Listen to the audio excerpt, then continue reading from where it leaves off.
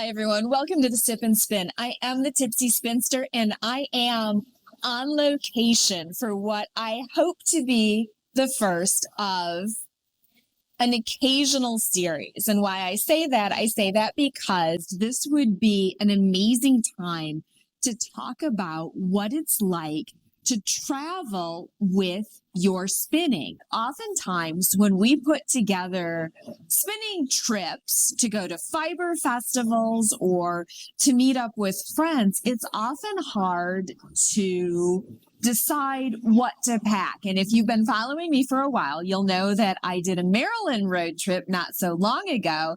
And the benefit to that was I was traveling in a car. Most of that car was filled with fiber equipment. Well, you know what? When you're traveling on a plane, you can't do that. So for this trip, I really wanted to try to create a kit that you could travel with. So I've been flying, and I'm hoping that what I talk about in the next few minutes, well, I'm drinking, so it might be the next few minutes, might help you when it comes to putting together your fiber kits when you're traveling. I'll be right back to talk about my kit and to talk about this amazing location that I found for today's sipping and spinning.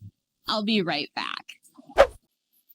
So right now I am sitting at the Elevated Wine Experience. This is such an amazing place, and it's amazing for two reasons. One, you can either get a 6-glass white wine flight, or you can get a 9-glass red wine flight. And the 6 and the 9, I was like, oh my gosh, that's so much to choose from. But this is what makes this experience so amazing. You can also pick and choose based on the bottle, and that's exactly what I did. I did a 6-glass flight, and I chose 6 different regional wines. And I think that's one of the things that's so important. When you're traveling, for me, I love experiencing the wines and the cocktails that you can only get at those locations. So right now I am experiencing Lake Tahoe at its best. The first wine that I'm going to sample is a beautiful Chardonnay.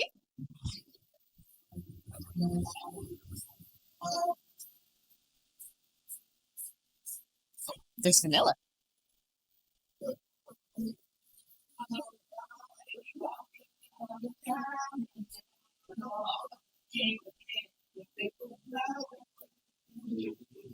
Oh, wow. There's so much vanilla. The Chardonnay is beautiful.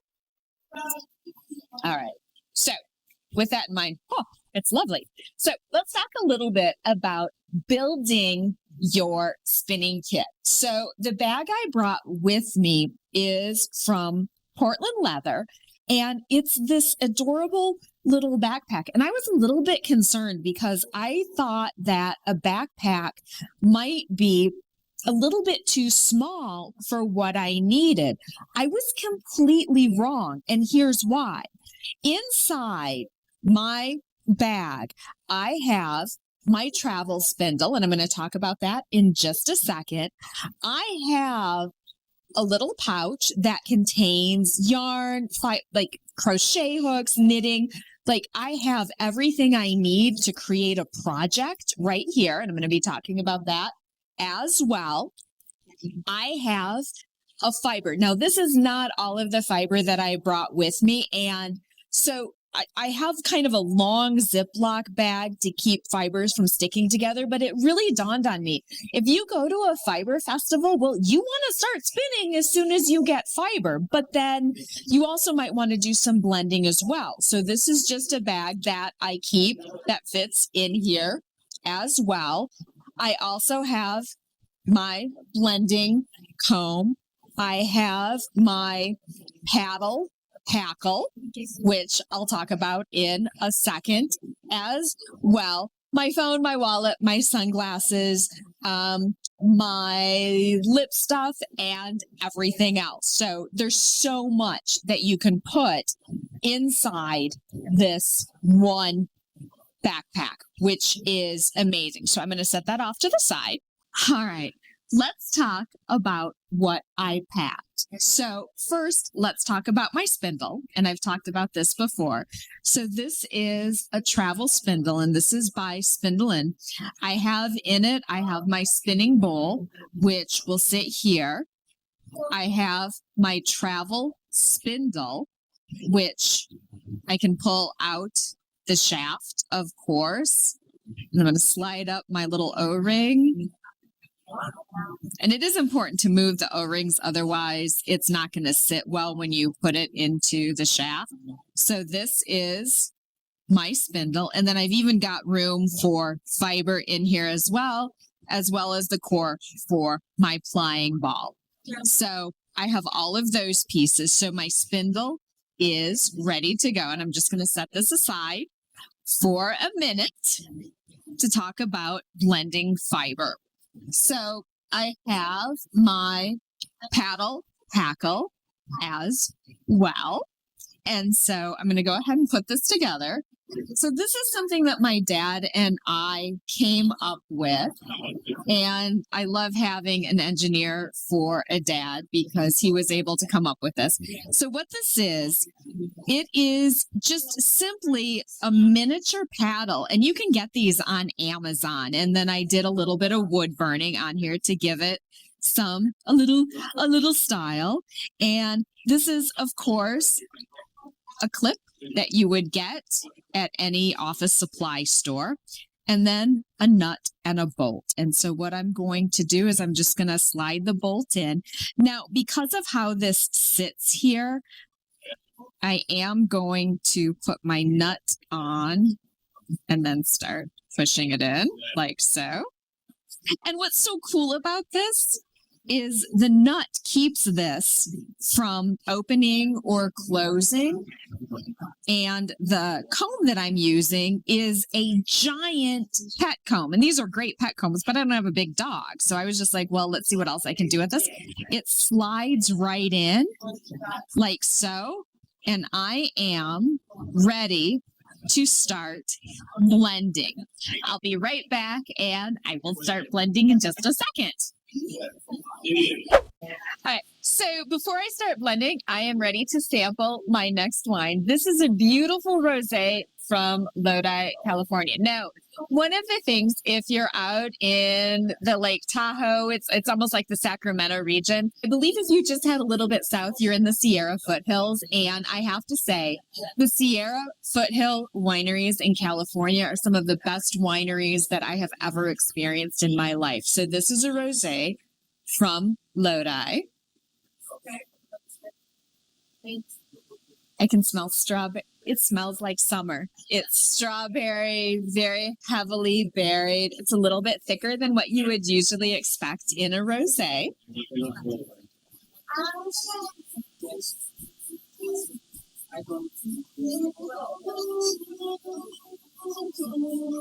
Oh, wow.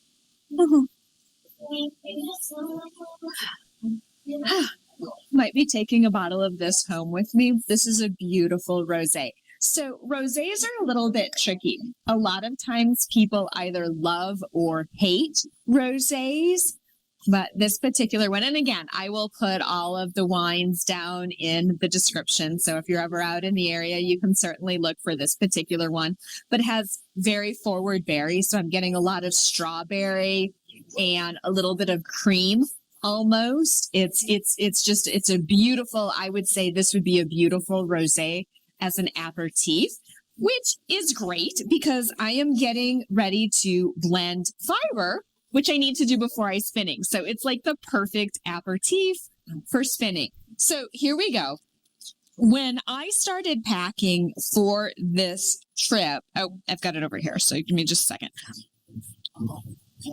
When I started packing for this trip, I knew I was going to be coming to a lake region. And so when I pulled out the fiber, I realized I had all of this beautiful fiber, but for whatever reason, I had already broken it down into smaller pieces, which frustrated me just a little bit because I was just like, well, wait a second. I don't know how this is going to spin up. So what I did is as I was waiting to board for this trip, I did some sample spinning. And what I realized was, I'm glad I did it, but also I need to make sure that when I'm blending, I need to blend more of the lake effect. So here we go. So in order to blend on here, again, this is so great. Just going to start. She's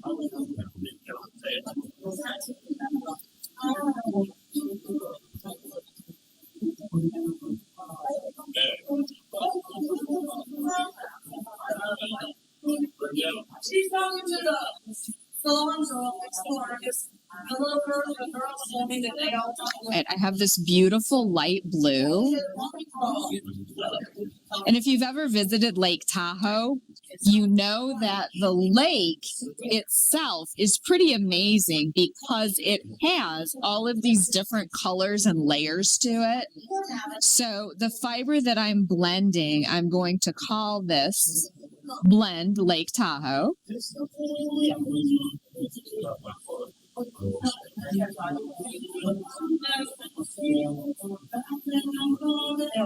And I love that I have all of the different colors in here. So I'm going to pull this apart. There we go.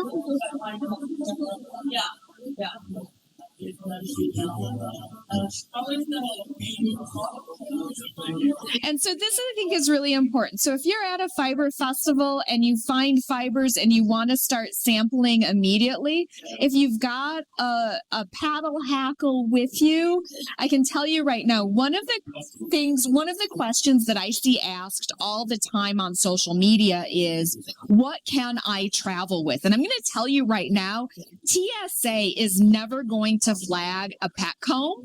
They're never going to flag a clip that you would use for business or industry, and they're never going to flag a piece of wood, a paddle hackle like this. So this travel paddle hackle is never going to be tagged as anything inappropriate for traveling. So right now, what I've done, I've just created this beautiful blend of fiber, and in the pouch that I have for that, I also have a diz as well. And just as a reminder, a diz is nothing more than a circle with a hole in it. And the size of the hole is going to determine how thick the fiber is when you come out. And then, of course, this is an orifice hook from Spanish Peacock. And again, I will put all of the links down in the description. So a diz is where I am just going to start pulling this fiber through to create something that is easier to spin. Oops, hang on.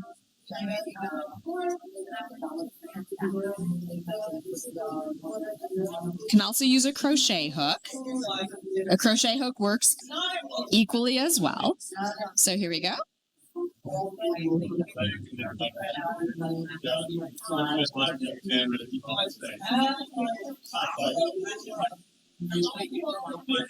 And I'm working with merino, and merino just blends so beautifully.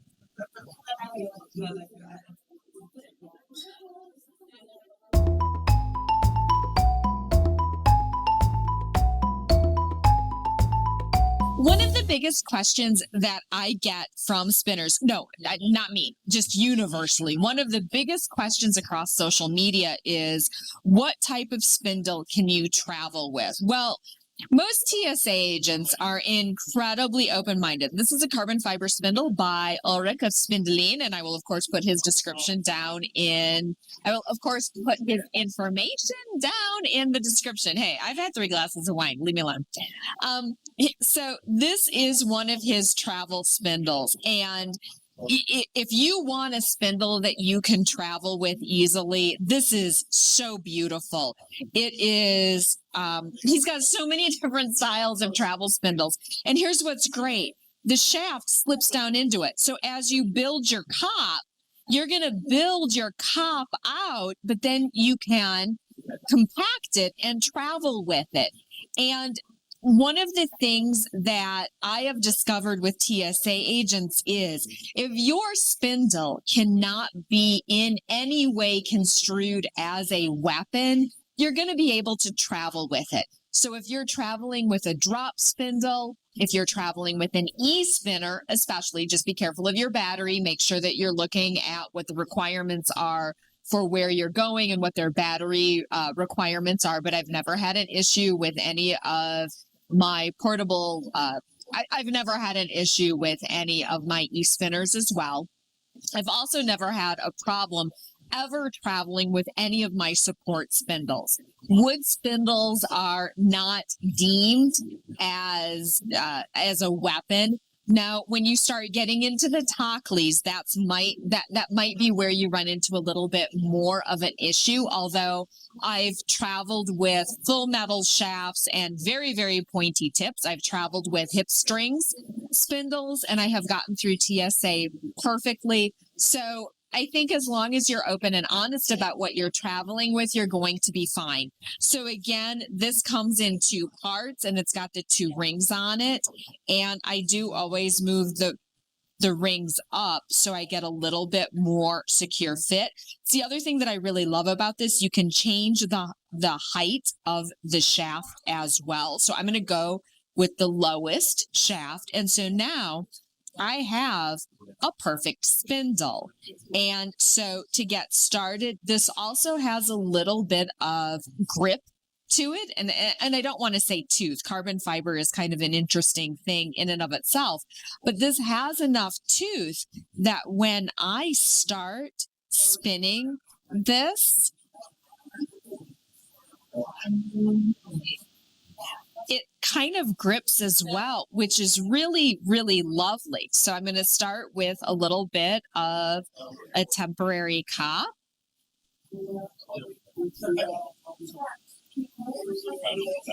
Here we go.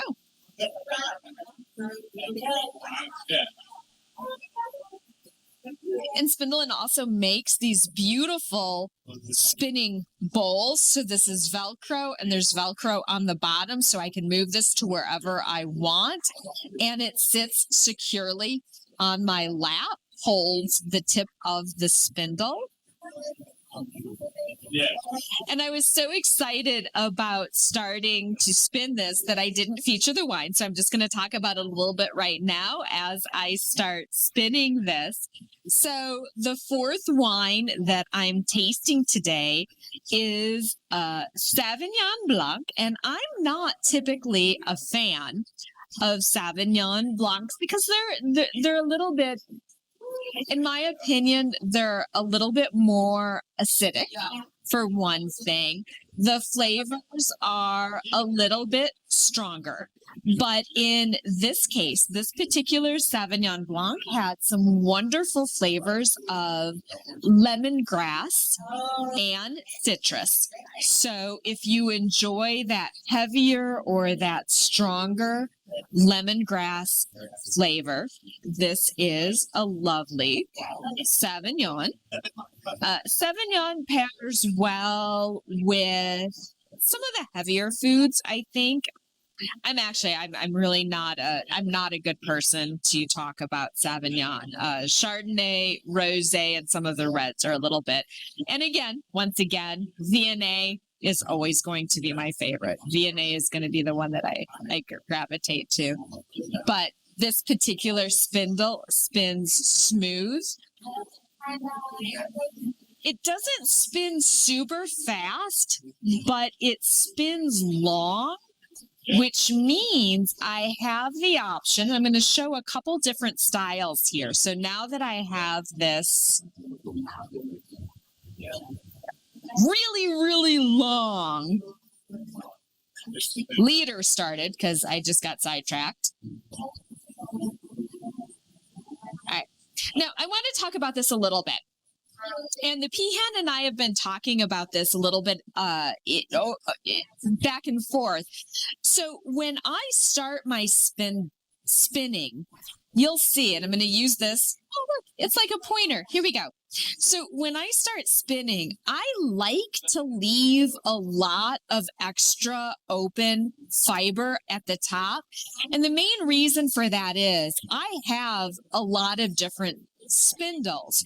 So when I leave all of this, it means that I'm going to be able to join this to another spindle without a lot of difficulty. I'm not going to get that breaking apart, and it's going to join in. I'm not going to have to tie a knot or anything like that. And I'm going to go back and I'm going to talk a little bit more about this, but I always like to leave fluffy bits at the beginning and at the end of my spinning, because it's going to make joining different spindle cops a lot easier.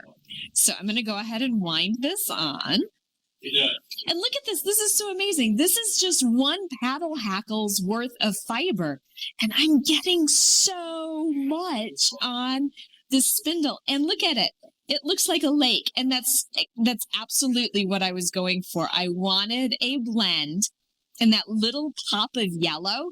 So if you're at a fiber festival and you've got different fibers and you want to start blending them, being able to travel with some kind of blending tool is going to give you that opportunity to immediately jump in and start blending and spinning, and you don't have to wait until you get home. And I think that's one of the most amazing things about having a travel spinning set, is that you can start spinning and you can spin wherever you are.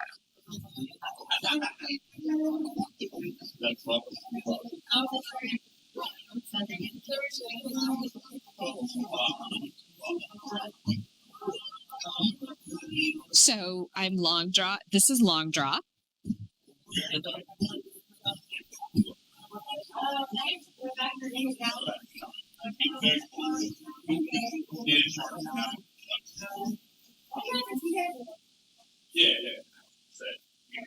And I'll demonstrate short draw as well.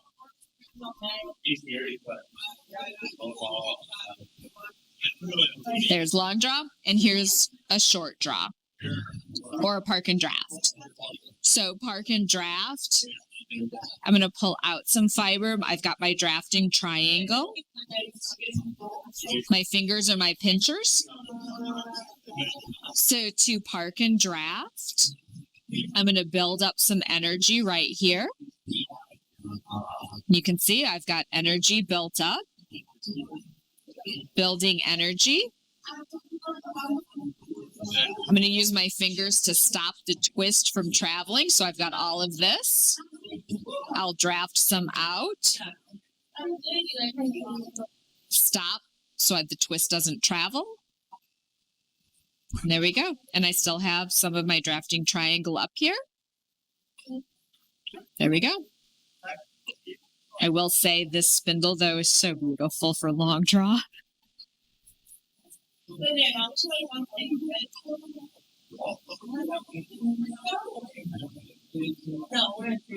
So I have spun, I've sampled a lot, and I have spun this incredible amount. And I know it doesn't seem like a lot, but just wait.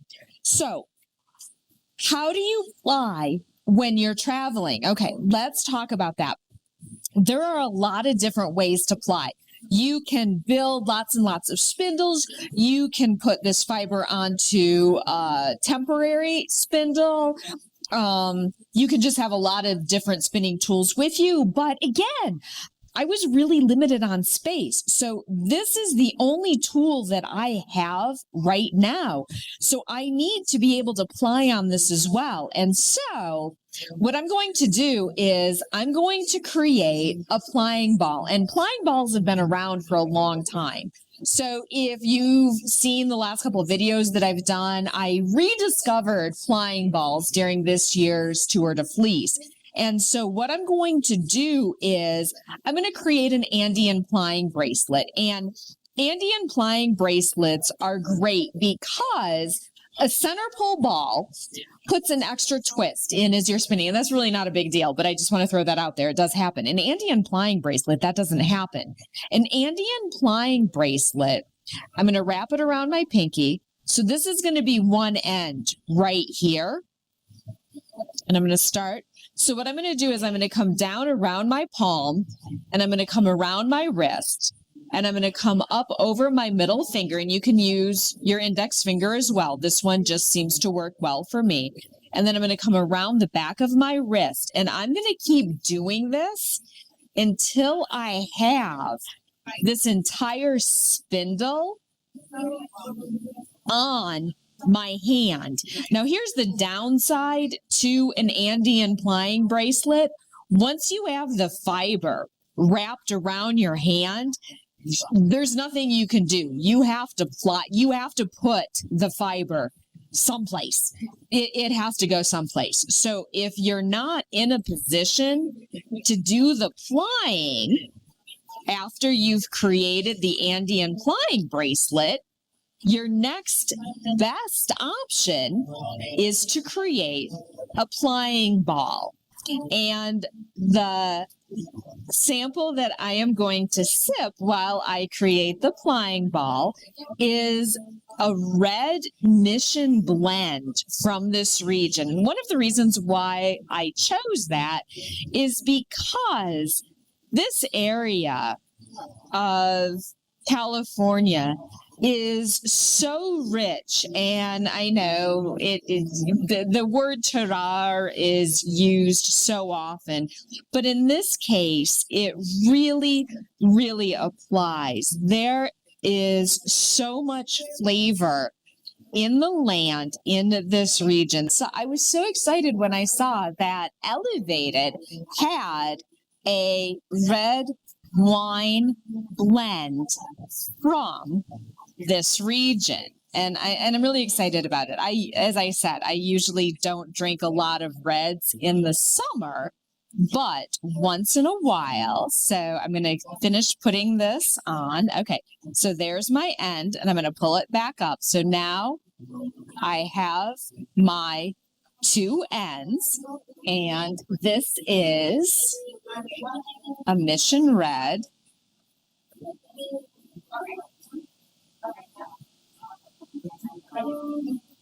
I love California wines. Cherry, black raspberry.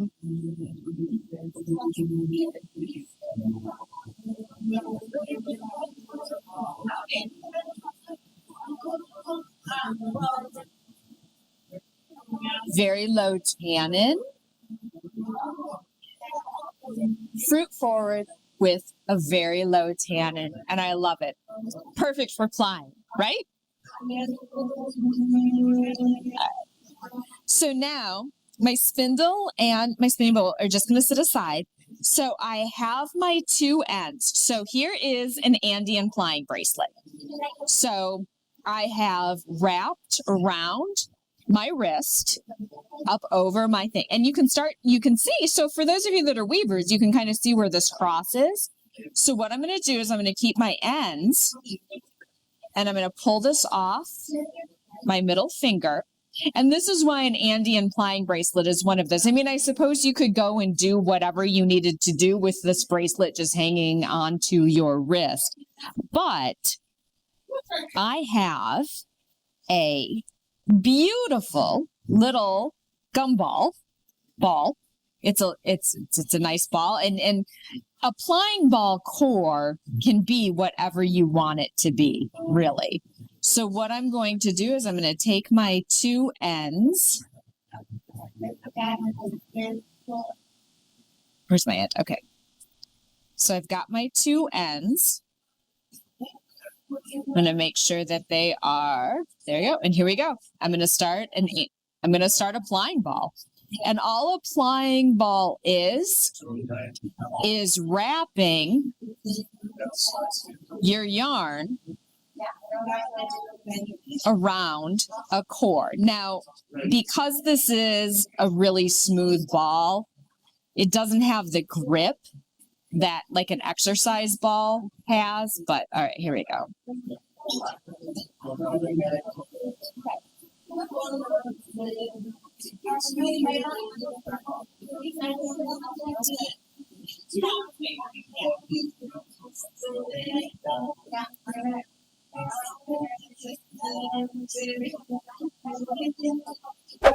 So all I'm doing is just wrapping around this core. The great thing with a plying ball is I'm ensuring that my two plies are even. And this is where if I have overspinning, I can do a little bit of unwinding and moving that around.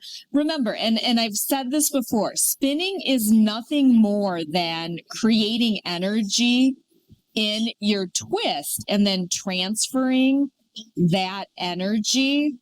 And if you have areas in your spinning where you have over twist, if you create a plying ball, you're giving yourself the opportunity to work through and to maneuver that energy and to move it before you do the plying. Yes. Is the plying ball an extra step? It absolutely is. 100%.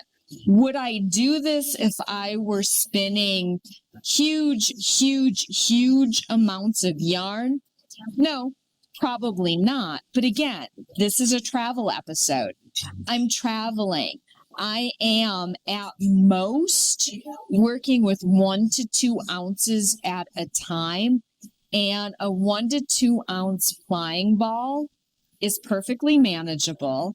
And a lot can happen when you're traveling. People come up and they ask what you're doing. You might get overspin. You might get underspin. If you've got a child that comes up and asks if they can try it, well, yeah. If I'm out in public and a child comes up and says, "Can I try it?" Of course, I'm going to let them try it. I'm traveling. I'm not spinning for a project right now. I'm enjoying spinning while traveling. And where that child has done some spinning, there might be some over twist or under twist. And a plying ball is where I am going to be able to work that out. So right now, just very quickly, I've created a 2-ply ball. And so now if I'm in a hurry, if I need to move, if my flight's been called, what I can do is I can put this aside and I can ply at a later date. Now, I'm lucky enough that I am sitting here and I am ready for my very last sample. And as you can see, the spinning, I did a lot I finished off all of my samples, just about. So I'll finish the red as I go into my final sample. And my final sample here is a port. And a port is always kind of a dessert wine. This is how I like to finish off a dinner. I love port. I really do. And the raisin, the currant, the deep complexity that you get with a port, it just makes me happy. More so on a winter day than a summer day, but here we go. Raisin, cherry.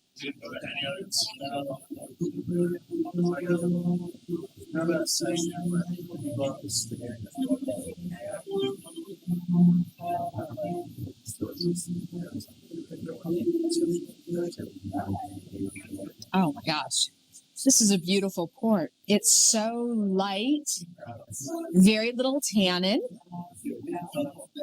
Black cherry. Wow, this is one of the first ports that I've ever tried that you can really taste the black cherry. And once again, a little bit of vanilla. Vanilla seems to be the overall theme here today, and I can really taste it. No, there's been nothing. Like I haven't had vanilla pudding or anything before I've walked in here. This region where all of these wines are coming from, and again, this is where we can start talking a little bit about the terroir, or the land that influences the flavors that you get in a wine. This particular port, it's a little bit like drinking black cherry cobbler, and it's going to be perfect while I ply this particular bit of yarn. So how do you ply from a plying ball? Well, you can use a glass, and I've done that before. So I've used a plastic glass, but you can also use your hand. So all I'm doing is letting it go. And here's what's so beautiful about a plying ball. So you can see where it's already starting to ply right here, which I love. So what I'm doing is I'm just letting it run through my fingers as I put the twist in. And then I'm going to do a quick check. And look, it's balanced. I've got a very nice balanced yarn right here. So this travel spindle, I am able to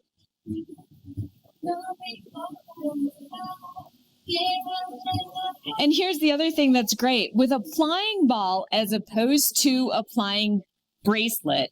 And I love Andean plying bracelets. I really do. But a plying ball, I feel like I can move so much faster. So I'm on the ball right now, and I'm essentially doing long draw plying. Do a quick check. Oh, look at that. It's balanced. And I'm just going to run it up, and I'm not really paying a whole lot of attention.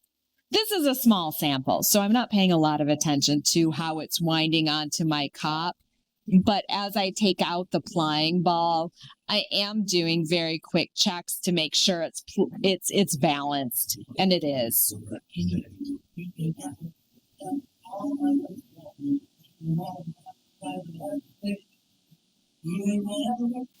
So now I have, okay, there we go.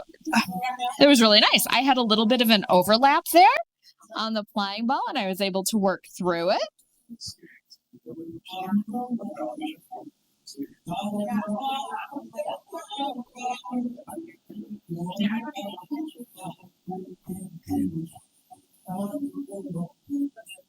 Go.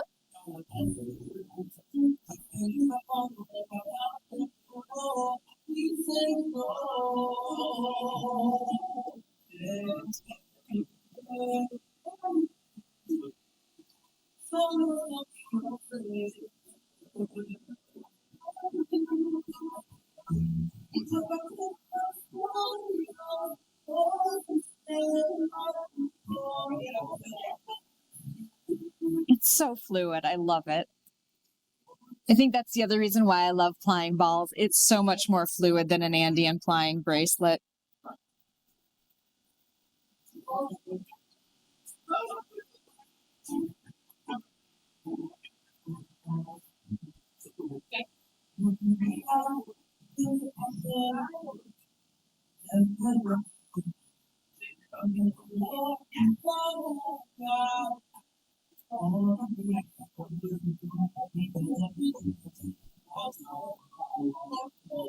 And I'm just about done.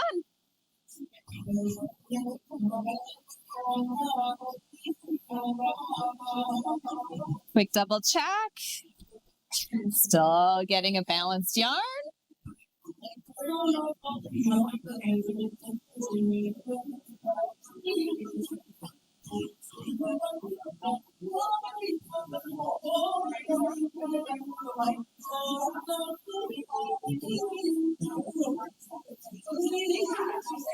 There we go. I'm going to put my little ball back.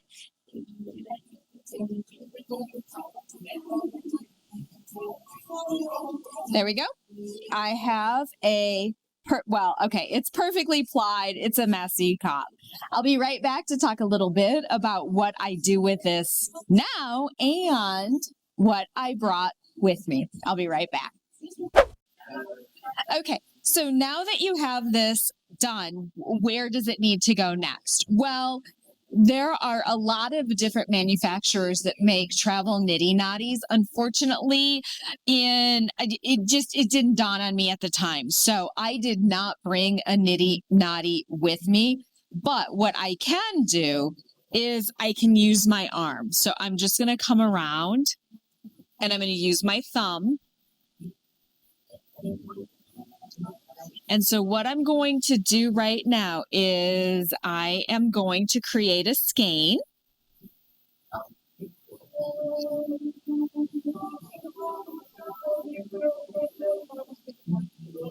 And because this is a really short skein, so if you're going to use your arm as a skein and you want to use the yarn later, what I would recommend doing is just taking a quick second before you travel and measuring the distance between your thumb and your elbow. And whatever this distance is, that's going to be the length of your yarn as you wrap around. So that would give you kind of an idea.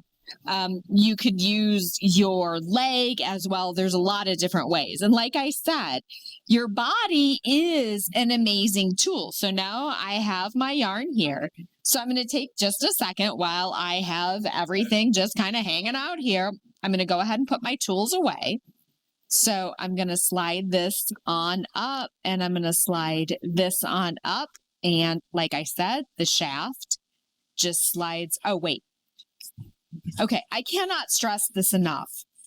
If you get a travel spindle, don't go to your top two pieces when you push it in. Otherwise, it's going to be really hard to get out. I always leave some extra space up there. Otherwise, it's a challenge to get out. So that's going to go back in, and that's going to go back in. Okay. And so now I have my yarn. And because this is so short, so when you wind off on a niddy noddy, you typically put 4 little knots in, like you put yarn in 4 places to keep it from tangling. Because this is such a small sample, I'm just going to keep it on my yarn, or I'm going to keep it on my arm. I've been sampling wine, and I'm going to come across, and I'm just going to go ahead and tie this off right here.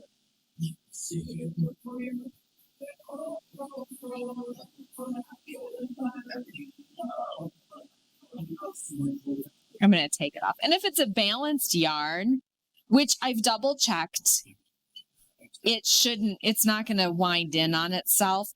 And I have all of this left. So I'm going to go ahead and put a spot here.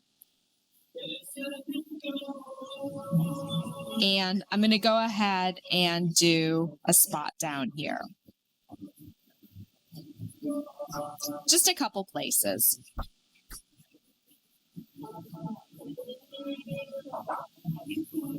So that's an option.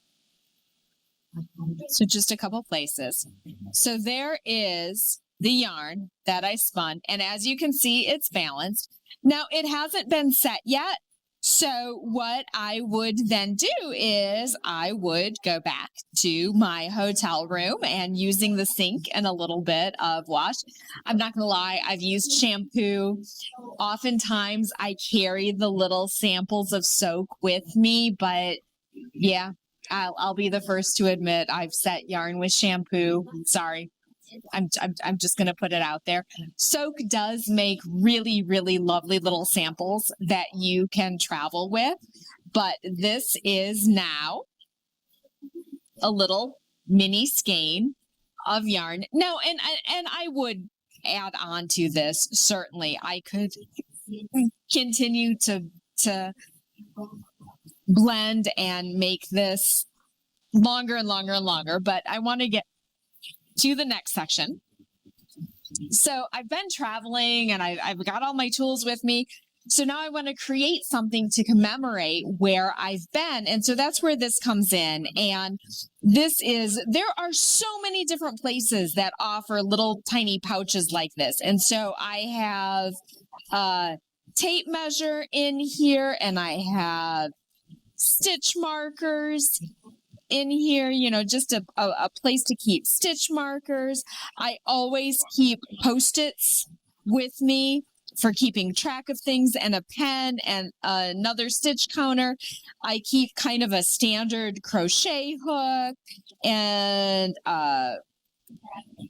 to bind off. And usually there's my pen. Oh, yep.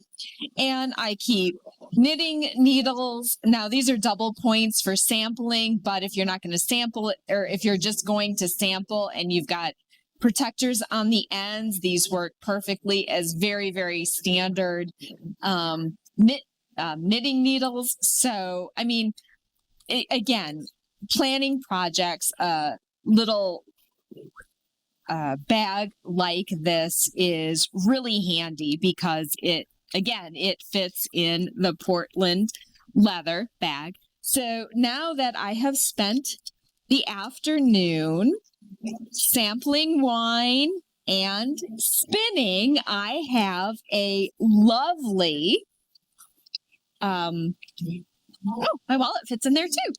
So I have a lovely sample, and I have a place to store everything. And now I am ready for my next adventure. So thank you so much for tuning in to the Sip and Spin. This is an occasional series traveling with